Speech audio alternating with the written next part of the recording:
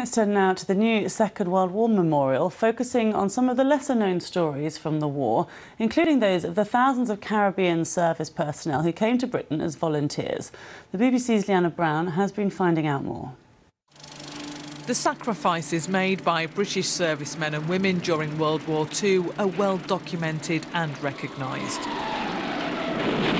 But thousands of volunteers who came over from other places like the West Indies seem to have been forgotten. Edwin Samuels and Gilmore Westcar were among thousands who made the journey from the Caribbean to England, serving at RAF Hunmanby on the East Yorkshire coast.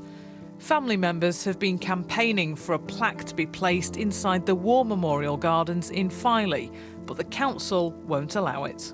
Well, I want this plaque really to serve as a reminder to all people really of the contribution made to the war effort by people of colour.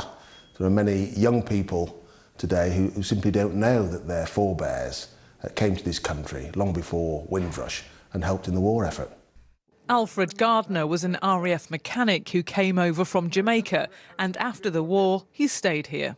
When we went to Filey, it was the first time 90% of the people, they've seen black people, and there were so many lads, so many of us passed through Filey. It is very, very important that people remember, and you know, because there were beautiful days and there were rough days. The design of the plaque in memory of those who served is ready, but it had no home until a local resident stepped in to help. I'm delighted to say they've had a fantastic response from people all over the country. But in particular from people from Filey, many of whom didn't know about this history and certainly didn't know about our campaign.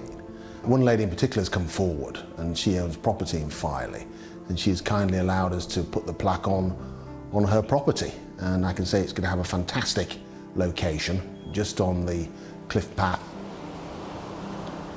The plaque will be unveiled in April, finally honouring those who crossed oceans to help Britain.